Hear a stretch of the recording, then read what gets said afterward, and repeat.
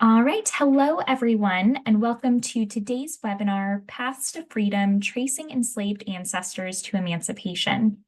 My name is Kathleen McKenzie, Education and Programming Manager here at American Ancestors, and I will be moderating today's session. This program is brought to you by the Brew Family Learning Center. American Ancestors is a nonprofit organization supported by our members and donors.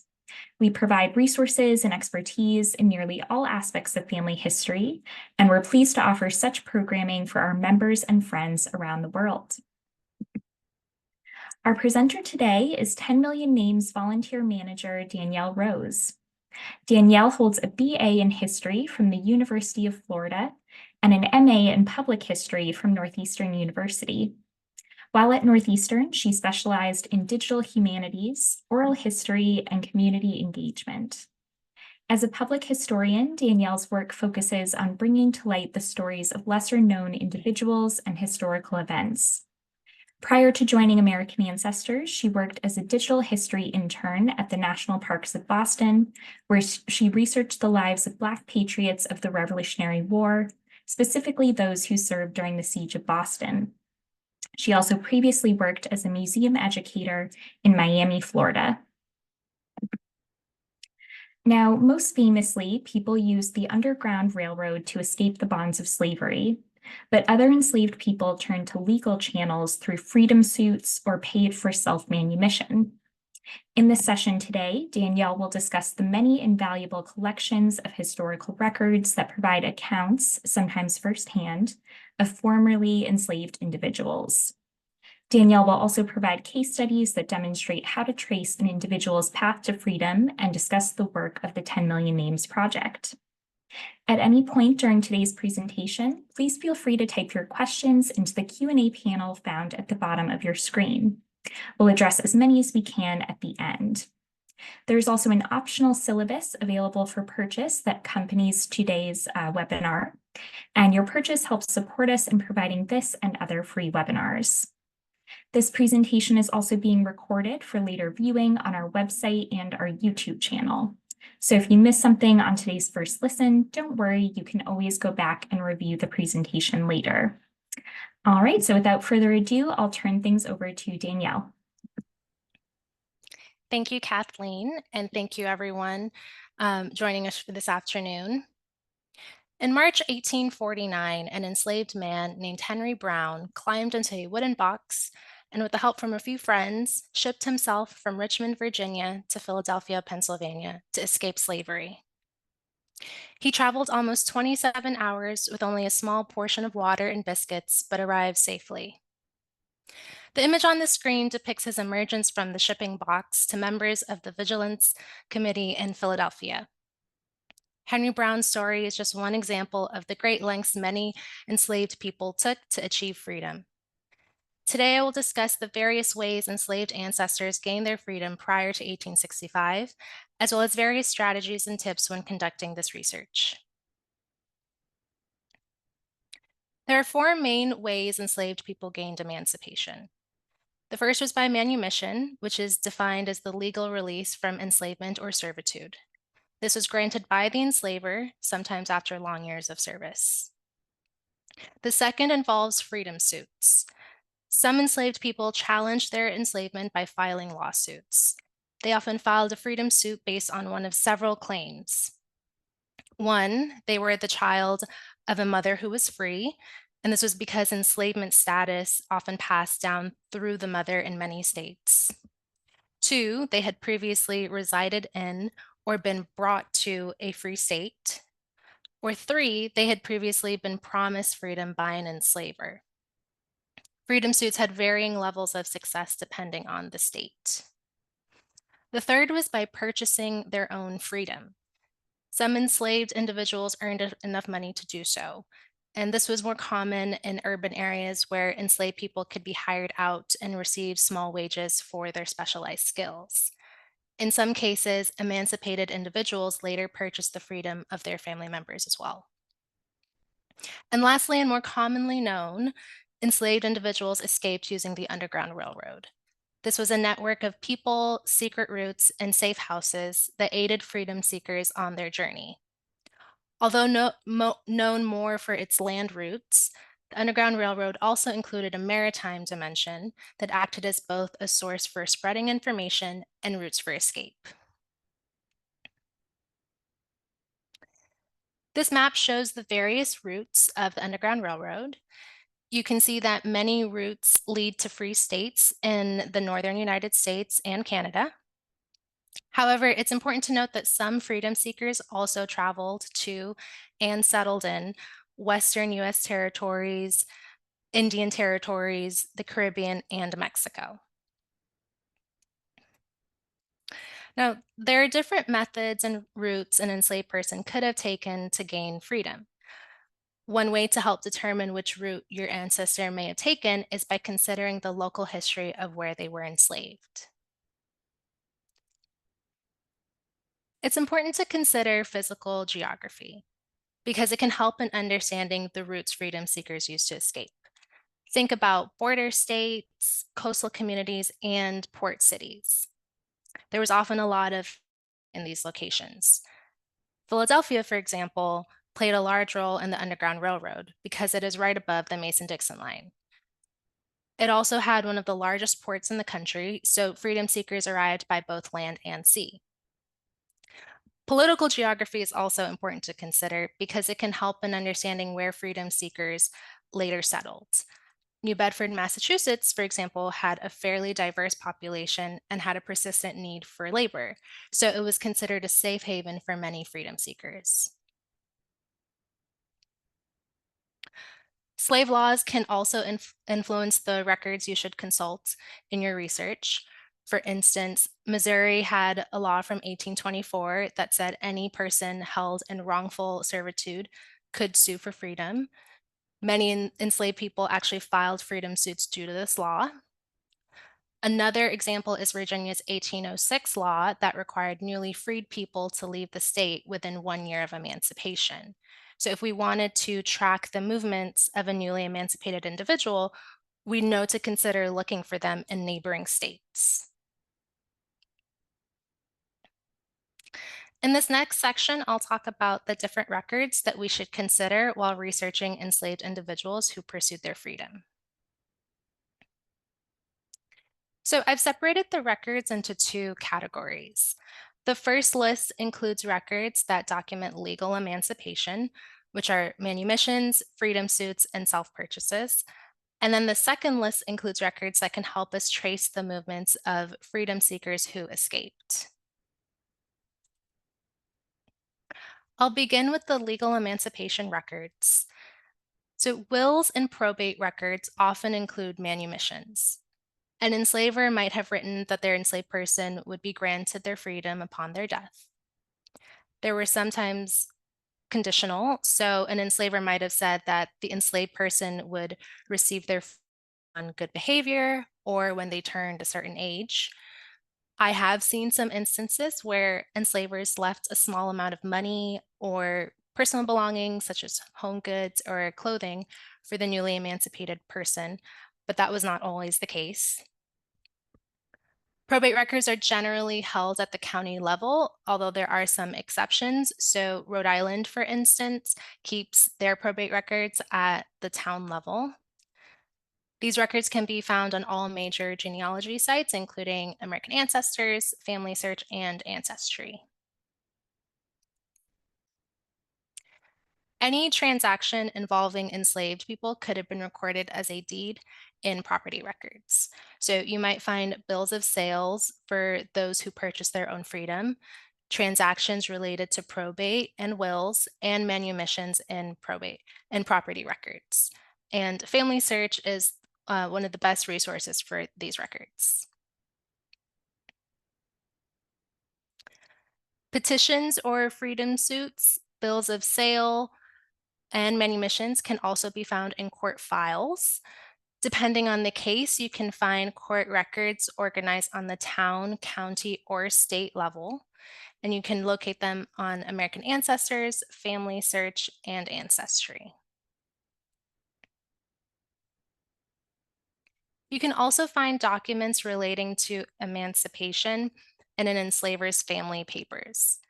These are often found in collections at local repositories, such as historical societies, colleges and universities, um, local libraries, and state and county archives. It's important to note that these papers may not be digitized, so this research may be a visit to the actual repository. A great resource to help you determine where family papers may be located is Archive Grid. You can search by location, repository, or even specific people. Keep in mind, though, that Archive Grid does not have the actual papers on their website. It's merely a resource that tells you where the records are actually held.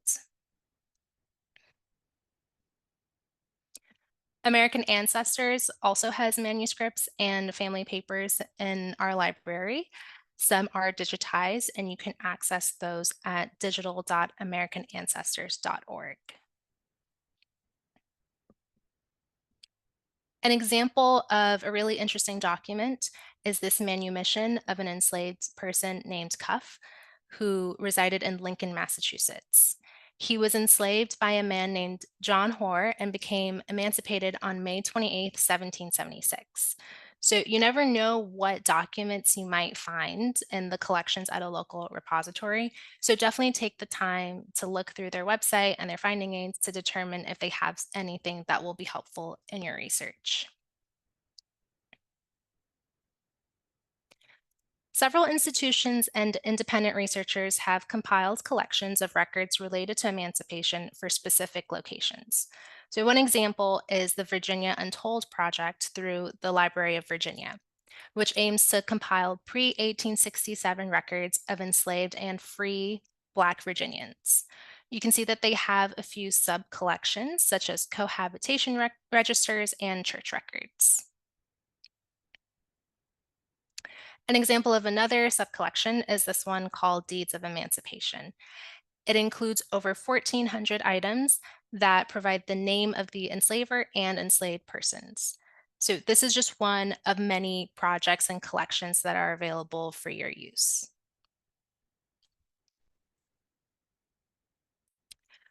Okay, so over the next few slides, I'm going to cover records pertaining to freedom seekers.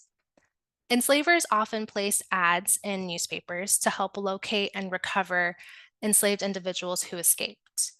Additionally, jailers who caught freedom seekers place ads in newspapers as well, asking for compensation for the return of these individuals. These ads typically follow a very similar structure. So they'll include the name or physical description of the freedom seeker, information on the possible whereabouts, details on the reward amount offered, and the name of the subscriber, which is often the enslaver. Source for runaway ads is a project called Freedom on the Move. It's a database of runaway ads compiled by several universities, including Cornell University, the University of Alabama, the University of New Orleans, the University of Kentucky, and the Ohio State University. They currently have over 30,000 advertisements in their database, but the project continues to grow. This is an example of their interface. You can see the image of the newspaper ad, and they do offer the transcribed text below. To the right, it provides the newspaper's name, the location, and publication date. Not all ads have the source image. Some may only have a transcription, but this is one of the largest databases specifically focused on these advertisements, so I really recommend it. Newspapers published by anti-slavery organizations may also be helpful in your research. Many include information about meetings or other anti-slavery events, ads asking for contributions for vigilance committees and freedom seekers, and essays denouncing slavery. Freedom seekers who later became active in the abolition movement are often mentioned in these newspapers. So, some examples include the North Star, the Liberator, and the National Anti Slavery Standard. I really recommend using Chronicling America to access some of these newspapers. There are a lot of different repositories out there, but Chronicling America is a free resource through the Library of Congress, and it provides access to America's historic newspapers from 1756 through 1963.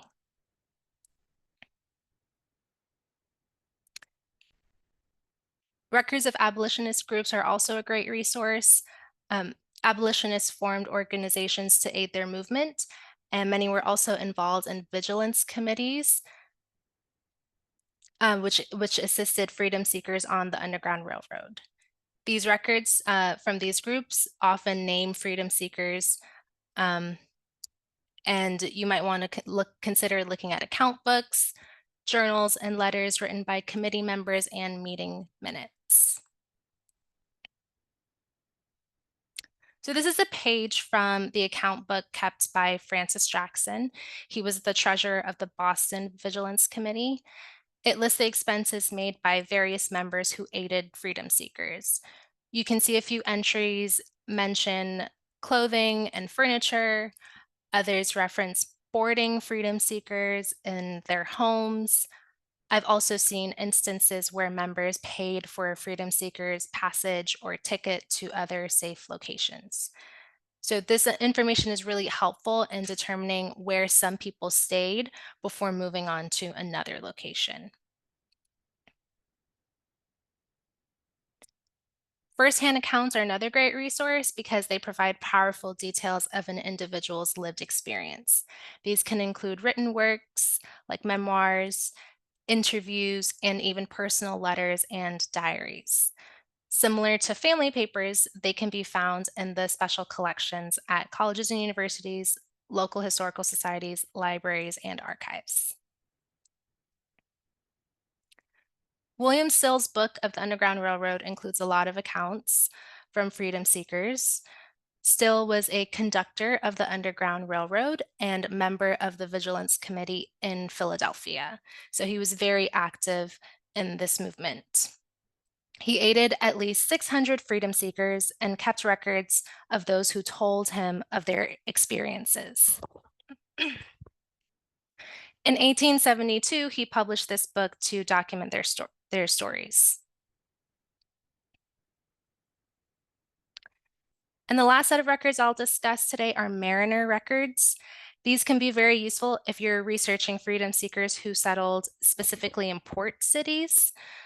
Many often joined the maritime trade since the industry was open to people of color. The whaling industry was particularly appealing to some because of the long voyages. They generally lasted 3 to 6 years, which really helped freedom seekers avoid recapture. So consider consulting crew lists and seamen's protection certificates because they often include the mariner's name, age, place of birth or residence, and a physical description.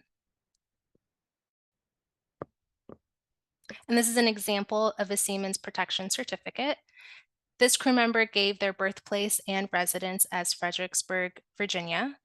It also includes the name of a witness who helped certify that the information listed was accurate. And this is a really great piece of information because it's always helpful to have the names of associates or friends when doing this research. And once you've determined where a newly emancipated individual settled, you'll likely need to locate additional records to understand their lives as a free person. So you may want to consider looking at censuses, vital and church records, military documents, school records, and many more. All right, so in this next section, I'm going to demonstrate how we can use these different records to trace enslaved individuals to emancipation using two different case studies. So one is going to focus on someone who was legally emancipated, and the other will focus on someone who escaped slavery. Before we get into the case studies, I'm going to go over our research strategy. First, you're going to want to start with what you know. This can be a single record that names an enslaved person or multiple records. But once you have your initial records, you'll need to extract as many details as you can about the individual. Next, you're going to identify potential sources that will aid your research. It's always helpful to write out a list of records, and as you're doing this, consider the specific locations and surnames that you'll need to consult. Third, you're going to want to gather and organize all the information you find using whatever format works best for you. This can be a spreadsheet, family trees, or timelines. And finally, once you've gathered all your evidence, you'll need to analyze your findings. Our first case study is about a man named Windsor Wade. So for step one, we're going to start with what we know. We're researching a man named Windsor who was enslaved by another man named Ananias Kavanaugh. We know this because Windsor is named in Kavanaugh's probate inventory from 1765. It was filed in Carteret County, North Carolina. We also know that Ananias Kavanaugh wrote a will in 1763, which declared that all his property would be bequeathed to his wife, Mary Kavanaugh. With that information, we're going to make a list of our potential sources. Probate records specifically for Mary Kavanaugh, but we also need to determine if they had any children. So if they did, we'll want to also locate their probate records. We'll also want to locate any relevant property records. We should keep in mind that we are looking for records in Carteret County, North Carolina. And again, once we've identified potential children, we'll want to make sure that we keep track of all relevant surnames, not just the Kavanaughs. And finally, we will look into court records if needed. Step 3, we're going to gather and organize our information. I personally prefer using spreadsheets. I found that this is the easiest way for me to keep track of all of my information. This is an example of the log that we use in research services. It has various columns that allow us to document names, dates, locations, as well as whether or not a record was relevant to our research. I also have some notes and links to my sources. But again, there are many different formats and programs out there that might work better for you. All right, so let's take a look at all the documents that we can find for Windsor. You'll recall Ananias Kavanaugh's will stated that all his property would go to his wife, Mary. We located Mary's will, which was dated 1768, and in it she says, "I give and bequeath unto my 2 eldest sons, Abraham and Jacob Wade, one Negro man named Windsor, jointly between them, to be divided or disposed of as they shall think proper." So with this, we have identified 2 of Mary's children who have a different surname than her. And we've also learned that Windsor's enslavement transferred to the 2 of them upon her death.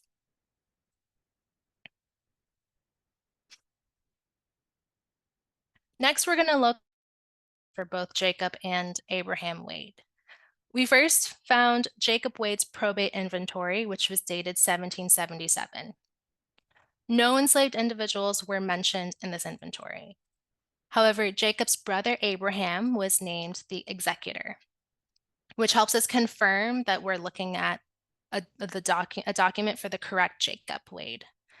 This also informs us that Abraham is still alive at this point, which means that Windsor would likely be under the ownership of solely Abram moving forward.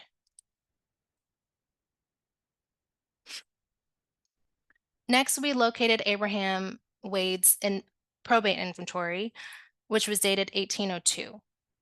This document mentions 7 enslaved people, but none of them are specifically named. So it's hard to determine if Windsor was included in this group. So far, we've gone through multiple probate records, and it's become clear that Windsor has gone through multiple enslavers throughout his lifetime. It might be helpful in an instance like this to create a timeline to keep track of this information. So again, I like to work with spreadsheets, but this is something that you could easily document with pen and paper. But I created a basic timeline of Windsor's enslavement and documented his enslavers at specific points in his life. Again, this is just another example of how you can organize your information. So we looked through the probate records for all of Windsor's known enslavers, and unfortunately, those records did not provide information on what happened to Windsor after his ownership transferred to the Wade brothers. The next step is to look through property records. So when locating property records, we first need to look through the index to identify all records relevant to the person that we're researching. In this instance, we're going to locate the records for the Wade brothers. On the screen, we can see the page that lists the records associated with Abraham Wade. He's listed as the grantor, which is the person selling property. The grantee is the person purchasing or receiving property. And in the grantee column towards the bottom, we can see a transaction between Abraham Wade and Windsor with the word slave in parentheses.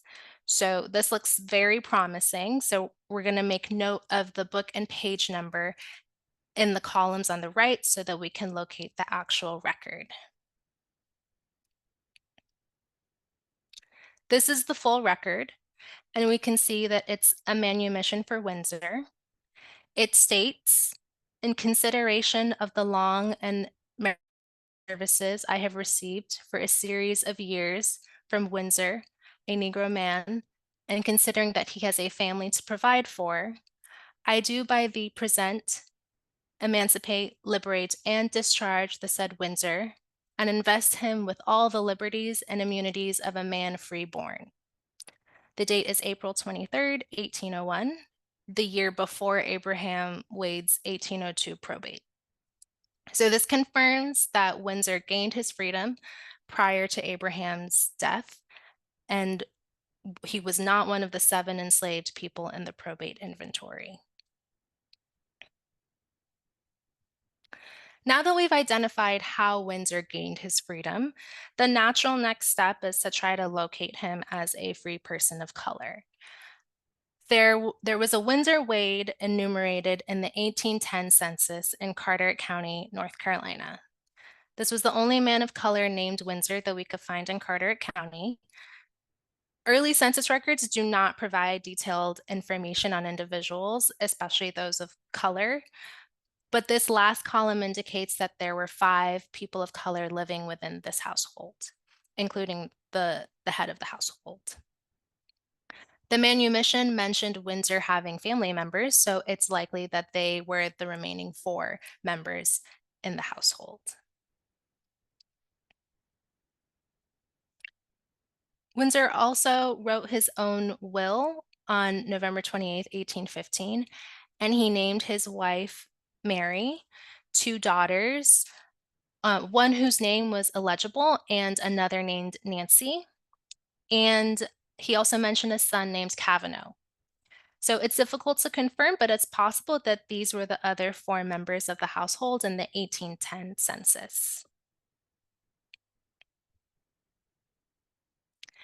Another tip I have is to pay attention to coincidences and small details. Not all enslaved people took the surname of their former enslaver after emancipation, but in this case, it does seem that Windsor did.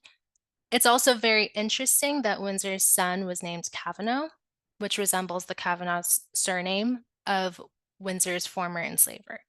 So these smaller details can be helpful when trying to reach a conclusion.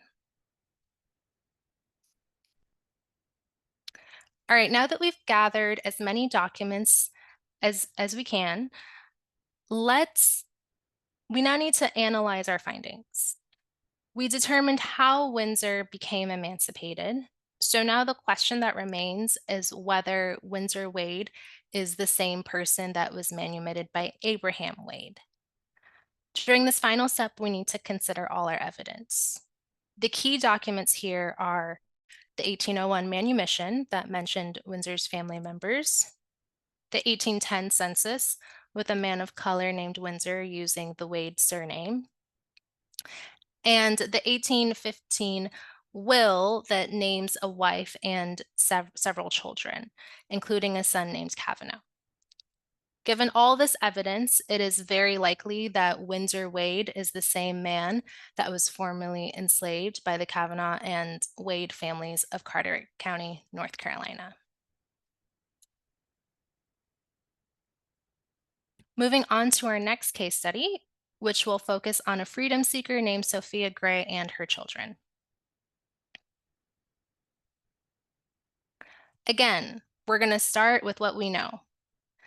Our initial information comes from an entry in William Still's Underground Railroad publication.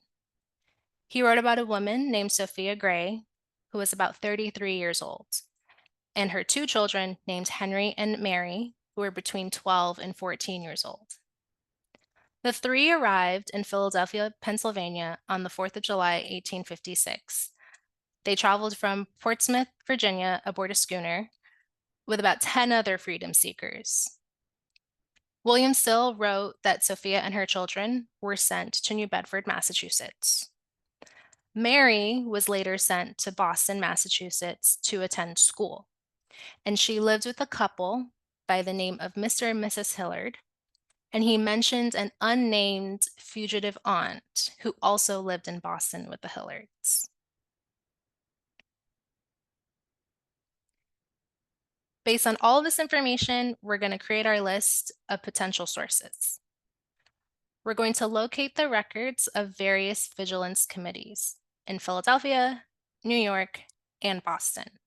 And the reason why I'm including New York here is because some people would stop in New York before moving on to Boston. So it always helps to take a quick look at some of their records as well. We know that the Gray family eventually settles in New Bedford, so we'll want to look at census records in New Bedford, as well as city directories and vital records. We'll also do the same for Boston, and we'll specifically keep an eye out for Mr. and Mrs. Hillard.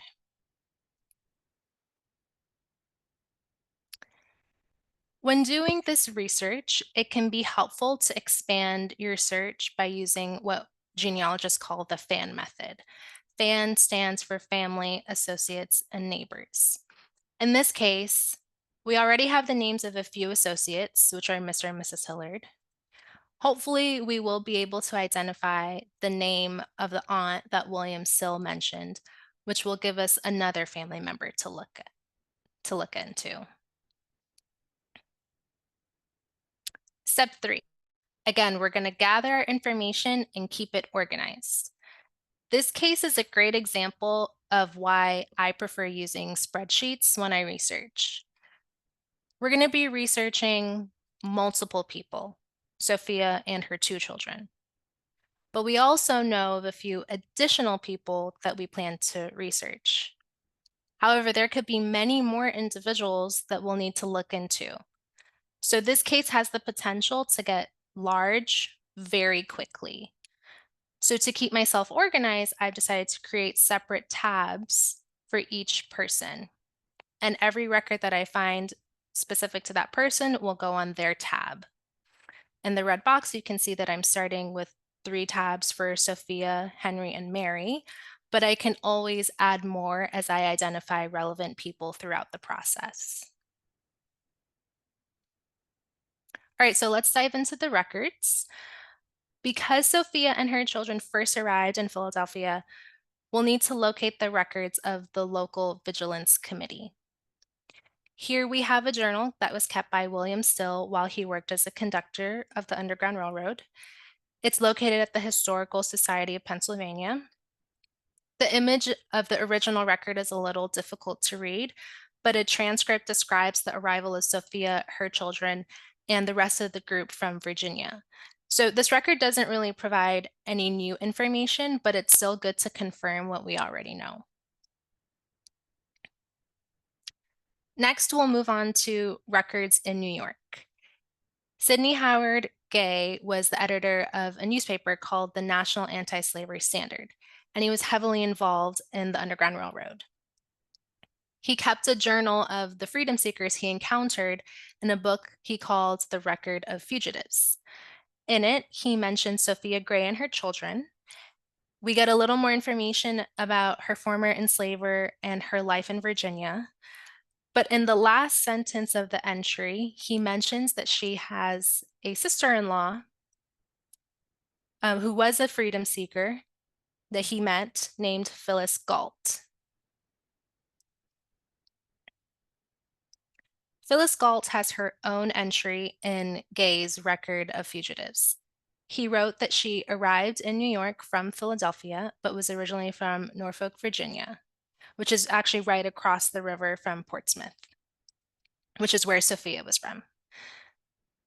Phyllis was sent to Boston, where she said she had friends, and it is very likely that this is the family member that William Still mentioned in his book. So I couldn't find a record of children in the Boston Vigilance Committee records, so we're going to just move on to the New Bedford records. Henry and Mary Gay can be found living in the household of James Cook on the 1860 census in New Bedford. This is about 4 years after their arrival in Philadelphia, so their ages align with the information still provided. In the column for birthplace, we can see that Henry and Mary said they were born in Virginia. There's no woman named Sophia in this household, but there is an older woman in her early 30s named Ellen Cook, who was also born in Virginia. So this is a coincidence that we're going to keep in mind for later. Here we have the marriage records for Henry and Mary, although in her record, Mary is named Marietta. Henry's record is at the top, and he said he was born in Portsmouth, Virginia, and he also names his parents as Thomas and Ellen S. Marietta said she was born in Norfolk, Virginia, and she named her parents as Thomas and Ellen. So now that we see these marriage records, it's now a possibility that the Ellen Cook that was in the 1860 census that we just looked at is actually their mother, Sophia Gray, but we'll want to view a few more records before we make that conclusion. So when researching formerly enslaved people, you should consider the possibility that they changed their names. They could have done this for a variety of reasons. It's possible that those who escaped felt safer by using a different name. Another possibility is that their enslaver originally gave them a name that they probably did not like or identify with, and so they later changed their name to something that they better identified with. It's always tricky working with name changes, but as you'll see, it's important to consider other details. So there's not a lot of information for Henry after the 1860s, but Marietta Gray Andrews lived a very long life in Boston. Here's her obituary, which was printed in the Boston Globe on February 8th, 1930. It states that she was born in Portsmouth, Virginia in 1844, and it also mentions that she graduated from a local Boston school in 1858. This aligns with the information that William Still originally provided in his book. So this is just another document to help us confirm that we are looking at the right person and the right family.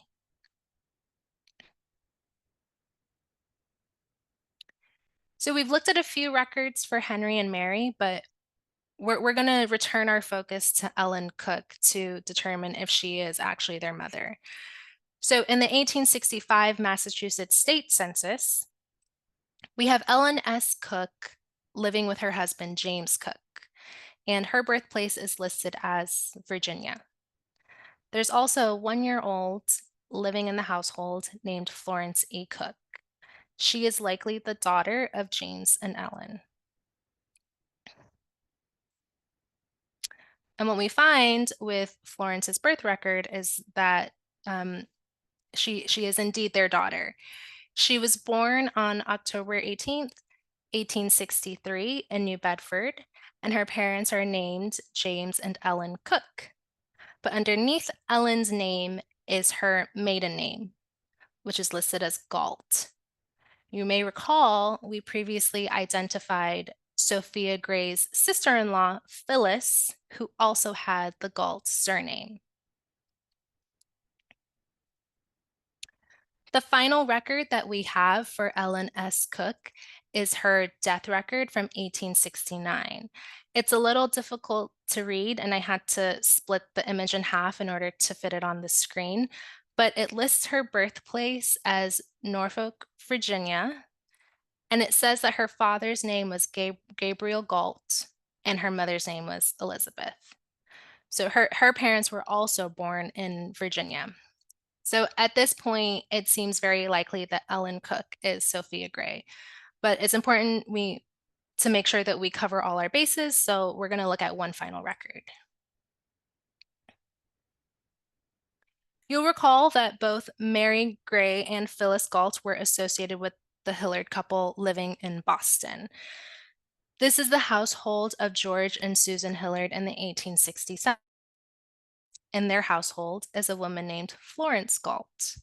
She is 30 years old and was born in Virginia. The record of fugitives named Sophia's sister-in-law as Phyllis Galt, but as we've seen before, it was very common for formerly enslaved people to change their names. Okay, so now that we've looked through all these records, let's analyze our findings.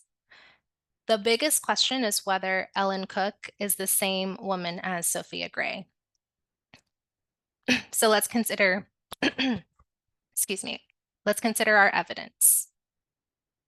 In the record of fugitives, Sophia Gray's sister-in-law is identified as Phyllis Galt. In the 1860 census in New Bedford, and Ellen Cook is living with Henry Gray and Mary Gray, the two people identified as Sophia's children. On Henry Gray's marriage record, his mother is named Ellen S. On Mary or Marietta Gray's marriage record, her mother is named Ellen. On Florence E. Cook's birth record, her mother is named Ellen Cook with Galt as her maiden name. And on Ellen S. Cook's death record, her parents are named with the Galt surname. So given all this information, I think we can safely conclude that Sophia Gray likely took on the new name Ellen after escaping enslavement and relocating to New Bedford. So before I wrap up this presentation and we get to the Q&A portion, I want to briefly talk about the 10 Million Names Project. The aim of this project is to recover the names of the estimated 10 million men, women, and children of African descent that were enslaved within what is now the United States. And one of our goals is to create searchable databases so that people of African descent will be able to easily research their ancestors. 10 Million Names is organized into 5 flagship projects, and this presentation highlights the Journeys to Liberation flagship. It focuses on the records of mariners, migrants, and freedom seekers, particularly those that I discussed during this presentation today. This is a short list of a few of the databases that are currently in progress. As you can see, we've started with the focus on the New Bedford and whaling community. However, we do plan to expand to other topics and locations in the future. If you're interested in getting involved with 10 Million Names, you may consider volunteering with us. We are currently indexing biographical entries of people of African descent who lived in the New Bedford area. This project is for people of all research levels. However, a working knowledge of spreadsheets is required. So if you're interested, you can just send me an email at 10mn@nhgs.org, and I will get back to you as soon as possible, and we can get you started on a project. All of our 10 Million Names databases will be available on the American Ancestors website. Databases that are specific to 10 million names will have the project logo so that they can be easily identified. And just to review some of the topics that we've discussed today, enslaved people sought emancipation through different means, but regardless of their method, it can be very helpful if you know a little local history, as this can influence some of the records that you'll consult during the research process. As you research, you should try to pay attention to coincidences and small details. Also consider potential name changes for newly emancipated individuals. And finally, it's possible that you may have to expand your search by using the FAN method. So thank you all for joining me today. I look forward to your questions. Thank you so much, Danielle, for that great presentation today. So we will get to all of your questions that have been coming in just a moment. But first, I just wanted to highlight a few upcoming events that we have. So first, on next Tuesday, the 11th, we will have an author event with Joseph McGill Jr., who will be discussing his book, Sleeping with the Ancestors: How I Followed the Footprints of Slavery. His book tells the story of his experience sleeping overnight in former dwellings of enslaved people that still stand across the United States today. He will be in conversation with the writer Herb Fraser, and this event will be moderated by our 10 Million Names Research Director, Cynthia Evans. So definitely worth checking that one out.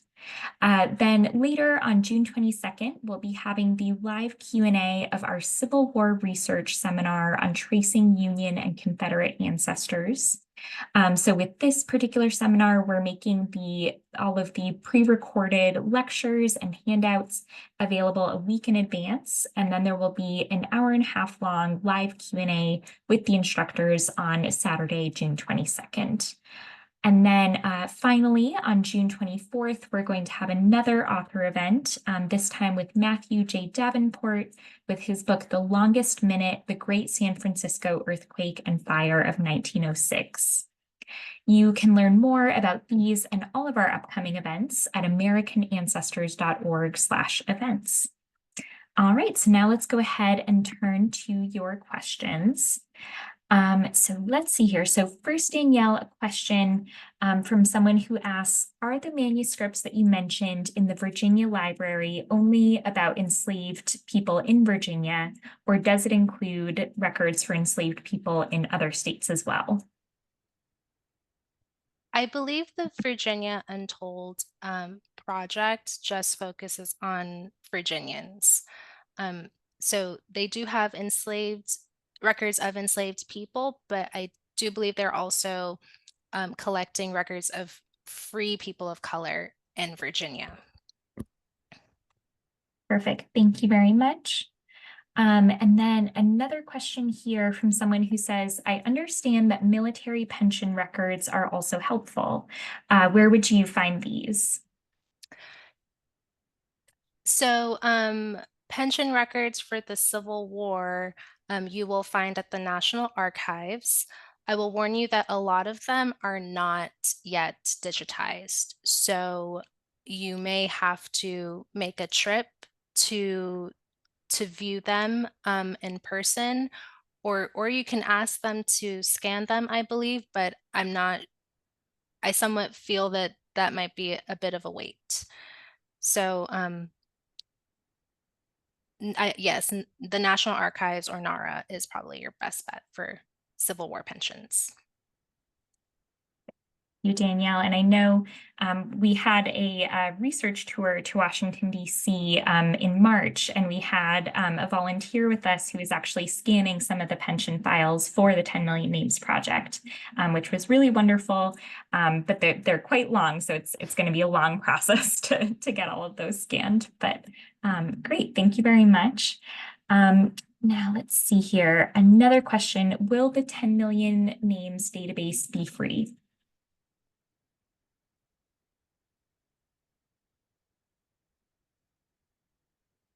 Oh, Danielle? Oh, sorry. Oh, I think you cut out. Can you repeat the question? Oh, apologies. The question here is, will the 10 million names database be free? Yes, all databases and resources related to 10 million names will be free. Perfect, thank you. Then let's see here. Another question, can you recommend any books to assist in the research of the enslaved? Yes, so I have a lot of books on the handout. If you don't want to purchase the handout, you can email me and I can send you the list individually. Just I can't remember a lot of them off the top of my head. And a lot of them are also for specific locations. So it might be best if you let me know what location or area you're looking at, and then I can better recommend something specific to your research. Great, thank you, Danielle. And again, that would be the 10mn@nhgs.org email address. Yes. And then the syllabus that Danielle just mentioned, I just popped that in the chat, so that's available for you as well. And that will also be linked in our follow-up email later this evening. Okay, let's see here. So then another question here, are there any resources with interviews of former slaves that are reliable? Yes. Oral histories in general are a really great resource. Um, Memory does play a part in some of the finer details. Um, but they're still really great resources. So I would first suggest looking into the WPA project through the Library of Congress for some oral histories. Um, I also have in the handout a book published by Fisk University with some interviews as well. And then I always recommend looking into some local colleges and universities because sometimes they will have resources or interviews for, again, that specific location that you're looking into, and that they can be a great resource as well. Thank you very much. And we've had a couple other questions about the 10 million names databases. So we've mentioned those are available free. So we had a question, you had showed a slide that showed some of those databases on our website. And this person was wondering, are those databases that you showed, are they available now? Yes, that is an image of current databases. Perfect. And then there was a question, so we've mentioned they're free, but someone was asking if you have to log in with an AmericanAncestors.org account to view them. Do you know that, Danielle, off the top of your head? Yes, so you would have to create a guest membership with American Ancestors, but the guest membership is free. Perfect. Thank you. Let's see here. So then we had a question, are there any special tips for tracing ancestors who were free people of color back to the time when they were enslaved?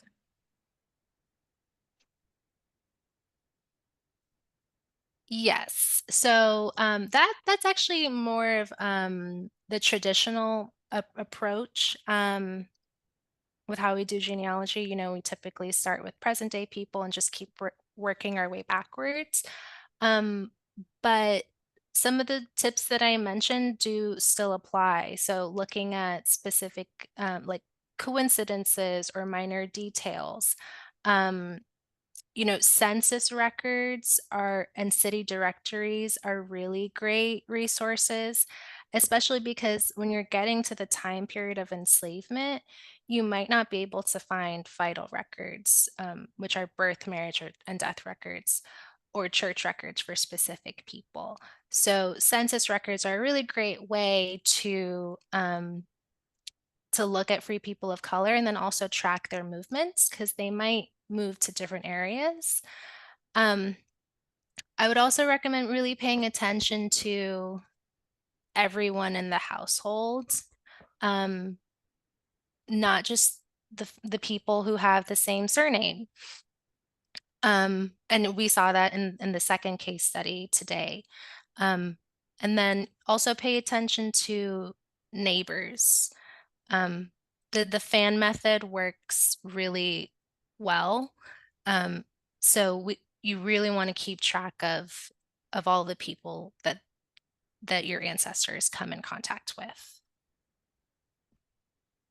Great. Thank you so much, Danielle. So we are getting towards the end of our time today, excuse me, but we have been getting in a lot of lovely notes from folks who are interested in volunteering.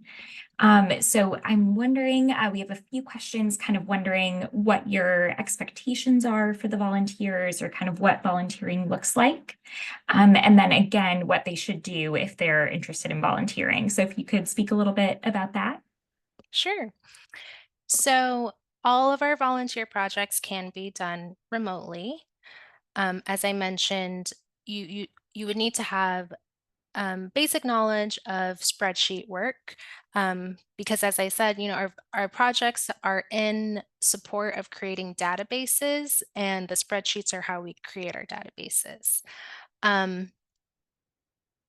The project that I mentioned today, it's with typed biographies. But I also do have other projects. If you can read cursive handwriting, we can get you started with that. Those are just more intermediate projects. But if you're interested, you can email me at that email 10mn@nehgs.org. It's always helpful if you provide a little bit of background in your previous genealogical research experience. And then, we'll try to figure out what project works best for you, and we can move forward. I recommend that you dedicate maybe 10 hours a month to our projects. It just helps us move things along. I understand though that, life happens, unexpected things happen. So sometimes you may have to pull back a little. That's fine. But it would be helpful to consistently do a minimum of 10 hours a month. Great, thank you, Danielle. And I just got a request if somebody asked if I could put that email in the chat. So I'm just going to do that right now before we wrap up. So that is in the chat for you all. All right, perfect. Well, thank you again so much, Danielle, for this wonderful presentation, for sharing this with us all today. As I mentioned, unfortunately, that's all that we have time for today. But if you do have more specific questions about your family history research, you may consider hiring our research services team or using our chat service as well. The chat service puts you in direct communication with a genealogist. It's totally free and open to the public Monday through Saturday from 9 to 5 p.m. Eastern Time. And to access that service, you simply go to americanancestors.org/chat. It's very helpful. I highly recommend checking that out. It's a great resource. You can also book a one-on-one consultation with our experts at the link shown on the screen here or through the QR code displayed there as well. So thank you again for joining us, and you will have an opportunity to fill out a survey and give us your feedback on today's webinar. As we continue to expand our webinars and online offerings, any feedback is very helpful and appreciated. This free webinar was made possible by the generous support of our members and friends around the world. Please consider making a gift to American Ancestors to help keep these programs free and to create more. If you'd like to access more how-to resources or learn about upcoming online educational programs, please visit our online learning center at americanancestors.org/education. Thank you again, and I hope to see you at our online programs in the future. Goodbye for now.